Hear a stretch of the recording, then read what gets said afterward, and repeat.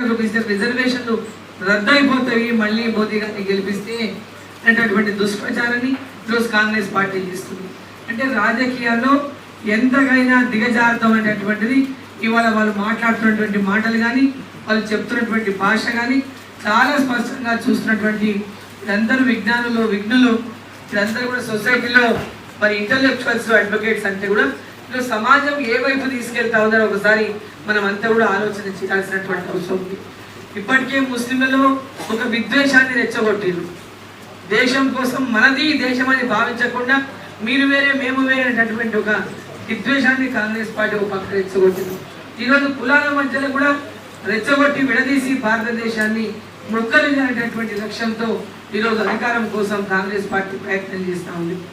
ఈరోజు ఏ లక్ష్యమూ లేకుండా కేవలం ఒకే లక్ష్యం అధికారం అనేటటువంటి లక్ష్యంతో ఈరోజు ప్రతిపక్షాలు మాట్లాడబడినటువంటి మాటలు మోదీ గారి ప్రధానమంత్రి అనేటటువంటి గౌరవం లేకుండా కూడా మాట్లాడుతూ ఉన్నారు. ఈ దేశ గౌరవాన్ని తగ్గించే విధంగా మాట్లాడుతూ ఉన్నారు. కాబట్టి మీరు అందరూ కూడా ఈ విషయాన్ని గ్రహించాలని చెప్పి నేను కోరుతా ఉన్నా.